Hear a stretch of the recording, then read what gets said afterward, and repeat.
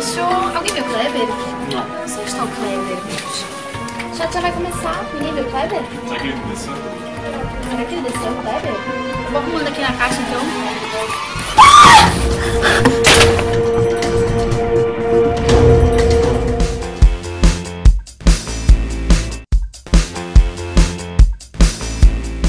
Mais um programa chat. Uau! Bom, gente, essa sexta-feira não é 13, mas é tá 13. toda cheia cagada essa sexta-feira. Porque tem muitas estreias de terror nos cinemas. Em breve, né? Vão ter É. muitas. Em breve vão ter muitas. É verdade, sempre tem, né, E a gente curte uma história de terror.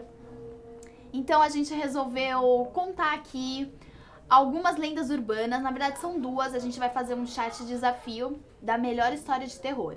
Então o Kleber vai contar uma história de uma lenda urbana. E eu vou contar outra história. E daí no final do vídeo você vai escolher a sua favorita e colocar aí nos comentários. Votem em mim, senão vocês todos vão morrer. Brincadeira. Eu começo. Vou botar meu óculos porque eu tô cego. De novo. Gostei dessa voz. Tá, o meu caso, Isa. A Isa falou que era uma lenda urbana, mas não é uma lenda urbana. É um caso super real. É baseado em fatos reais. Se você procurar na internet, inclusive, você vai encontrar. Enfim.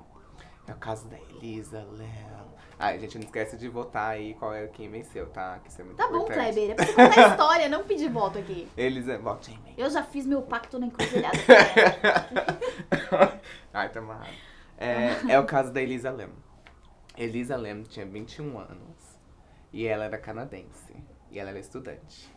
E ela ficou no hotel que se chama Cecil Hotel. Que é um hotel lá na Califórnia. E esse hotel é muito famoso porque nos anos 40, uma mulher muito famosa, uma atriz de cinema, Elizabeth Short, morreu. Fez até um filme com base nessa morte dela, que era a Dália Negra. Então esse hotel tem uma reputação meio ruim, porque essa mulher, Elizabeth Short, ela sumiu, foi assassinada, e disseram que era, tipo, vítima de ritual satânico, várias coisas, enfim. Credo. Enfim, essa menina tava aqui em 2013, olha, bem perto, 21 anos, 2013, nesse hotel Cecil. E essa menina desapareceu do hotel.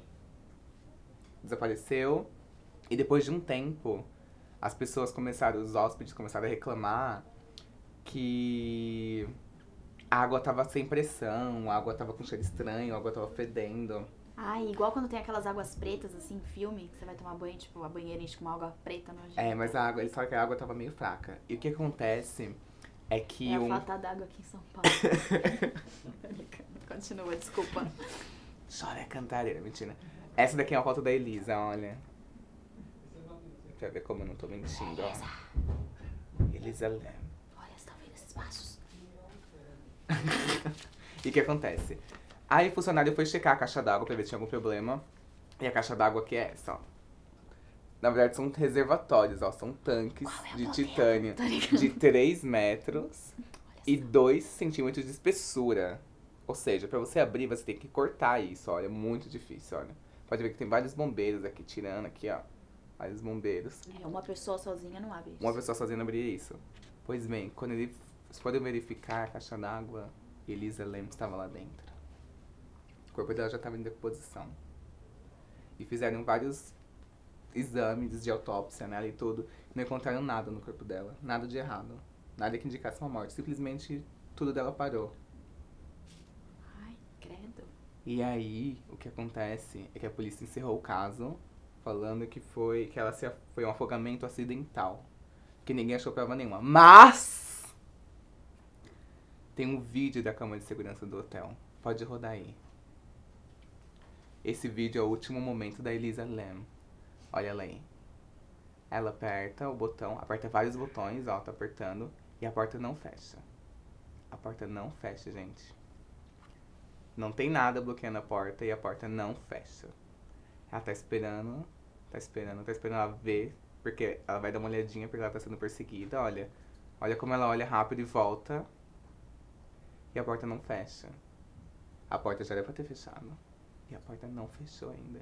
Pode ver que ela tá se escondendo na câmera. Essas são as últimas imagens. Eu tô muito Cidade Alerta, né? Ela tá olhando de novo porque ela tá com medo, tá aflita. E a porta não fecha, alguma coisa tá segurando essa porta. Aí ela olha, ó. E ela fica bem no canto do E ela tá muito tensa, ela tá muito assustada, ela olha. Opa, deu alguma coisa. Opa, eita. Ai. Ela tá parada, ela não sabe o que ela faz.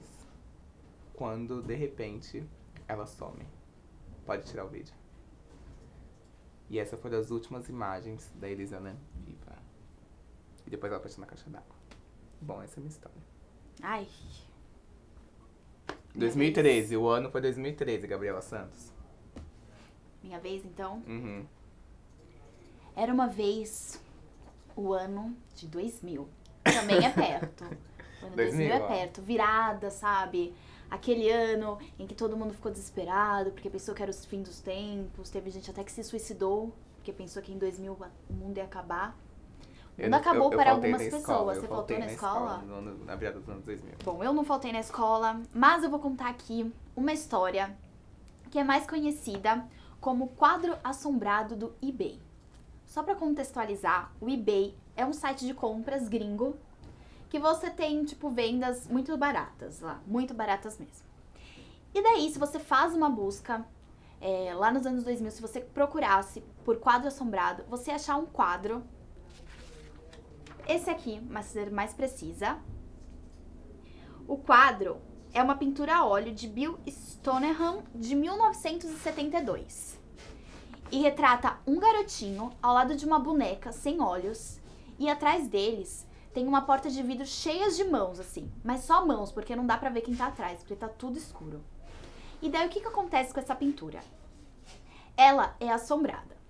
Então, o cara que pintou, ele colocou o quadro à venda. E quem comprou foi um ator que interpretou um dos personagens do Poderoso Chefão, que é um filme muito conhecido. Uhum.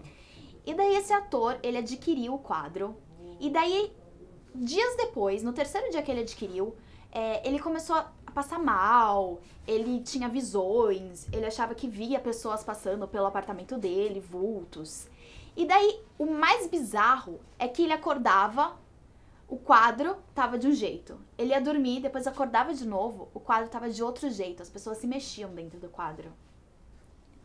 E daí passaram-se alguns meses e o ator que adquiriu essa pintura a óleo, mais conhecida como quadro assombrado do eBay, morreu sem, assim, motivos. Sem motivos nenhum, ele apenas morreu. Veio a óbito. Veio a óbito.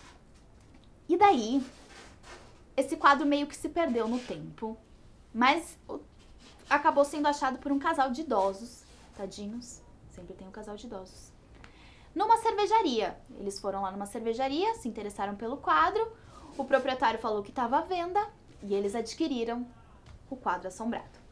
E daí aconteceu a mesma história. Só que esse casal de velhinhos moravam com umas duas netinhas que estavam sobre a guarda deles, né? Uhum.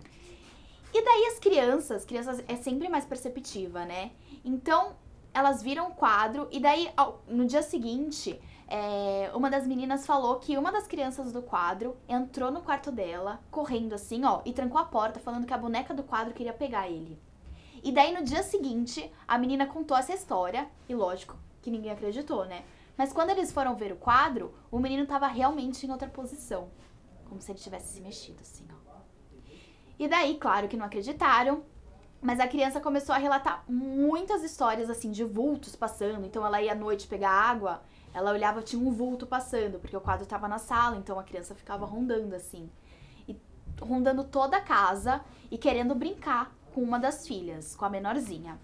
E daí o pai ficou, assim, um pouco receoso, né? Os avós deram lá a pintura e tal.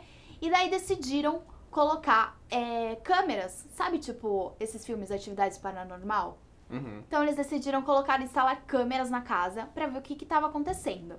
E daí, as câmeras começaram a pegar esses vultos e cada dia que eles acordavam, o quadro tava numa posição diferente. Até que um dia, se você notar bem, a pintura, ó, não tem olho. O menininho não tem olho, parece que tá borrado. Mas num dos dias, o olho tava assim, ó, se mexendo, como se ele estivesse acompanhando as famílias, assim, ó. E daí, tiro e queda. Em alguns meses, essa outra família que adquiriu o quadro, morreu todo mundo. todo mundo. E daí, essa pintura foi parar lá no eBay. E daí tem a descrição que tava lá falando o seguinte: não dê ofertas nessa pintura se você for suscetível a doenças relacionadas ao estresse, problemas cardíacos ou se você não for familiar a eventos sobrenaturais, porque a gente não se responsabiliza por que for acontecer. E o que aconteceu? Lógico que compraram o quadro, né? Porque, Tem né? muita gente que se atrai por esse Lógico, tipo de e material. é assim, né, minha gente? Você tá lá, não compra que o treco tá assombrado. É lógico que tem alguém dito cujo que vai comprar o negócio assombrado. E daí um cara, que é um dono de uma galeria lá em Michigan, nos Estados Unidos, adquiriu o quadro para colocar em exposição. E era a mesma coisa. As pessoas iam na exposição, algumas tinham relatos que só de olhar o quadro já começavam a passar mal, ter ataque epilético. E algumas iam na exposição, olhavam o quadro e dias depois apareciam mortas sem nenhuma razão. Tanto é que o proprietário que adquiriu a pintura, meses depois de adquirir o quadro, também morreu sem nenhuma explicação. E até hoje o quadro tá lá em Michigan, nesse museu, para se você tiver dinheiro e quiser ir visitar essa pintura assombrada, tá lá para você ver, mas né, sempre numa posição diferente.